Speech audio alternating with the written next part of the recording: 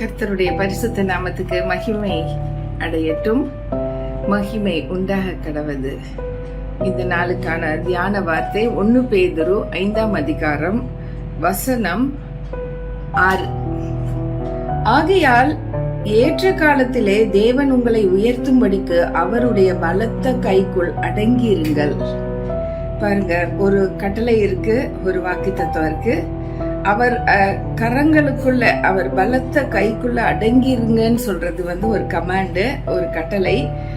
அதுக்கு அவர் என்ன வாக்கு கொடுக்கிறாருன்னா, ஏற்ற காலத்தில் தேவன் உங்களை உயர்த்தும்படிக்கு ஆண்டவர் உயர்த்துவேன்னு சொல்றாரு. அதுதான் அவர் கொடுக்கிற வாக்கு.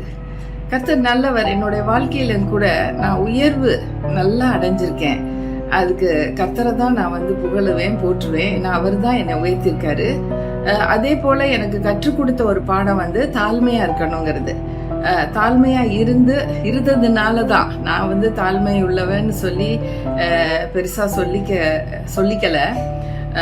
ஆனா தாழ்மையை ஆண்டவர் எனக்குள்ள பார்த்திருக்காரு. அதனாலதான் என்னை உயர்த்திருக்கிறார்.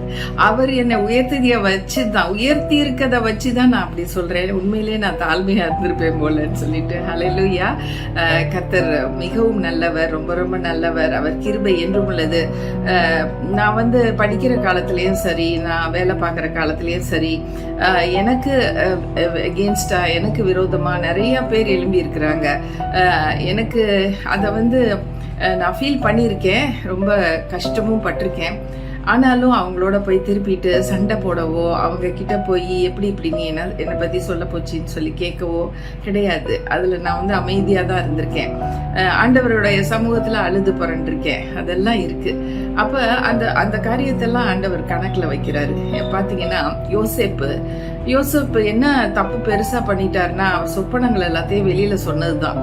அதனாலதான் அவங்க எல்லாம் ரொம்ப அவன் மேல அதிகமா கோவப்படுறாங்க. அது மாத்திரம் இல்ல, தகப்பனாகிய யாக்கோபு ஒரு அழகான ஒரு ட்ரெஸ் ரெடி பண்ணிடுறாரு பாருங்க. ராஜாக்கள் போடுற ஒரு ட்ரெஸ், பல வர்ண அங்கி.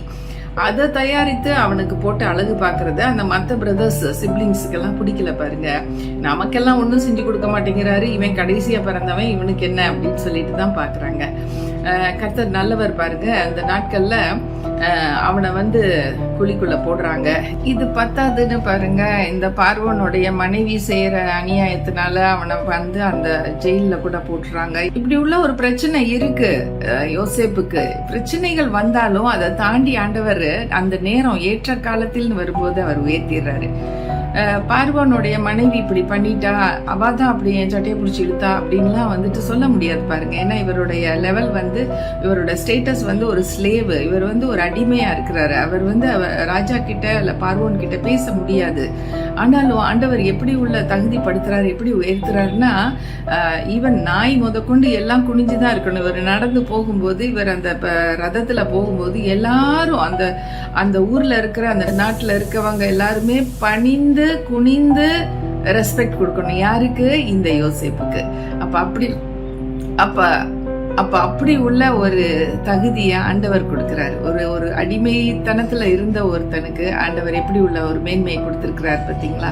அது மாதிரி நம்ம வாழ்க்கையிலையும் கூட எத்தனையோ டைம்ல நம்மளை அடக்குவாங்க, முடக்குவாங்க, நம்மளை அவதூறா பேசுவாங்க, நம்மளை கஷ்டப்படுத்தியிருப்பாங்க. ஆனா நம்ம தாழ்மை உள்ளவர்களா இருப்போமானால், சண்டைக்கு போகாம பொறுமை, ஒரு நீடிய பொறுமைக்குள்ள, அது தேவன் கொடுக்கிற ஒரு ஆவிக்குரிய கனி, அது நமக்கு இருக்குமானால் நிச்சயமாக நம்ம ஆண்டவர் ஏற்ற காலத்தில் சொல்றது கிரேக்க பாஷையில கைரோஸ்ன்னு சொல்றாங்க. கைரோஸ்னா அந்த சரியான பெர்ஃபெக்ட் டைம். அந்த டைம்ல தான் ஆண்டவர் ரிலீஸ் பண்ணுவார் பாருங்களேன் ஒரு நன்மையை.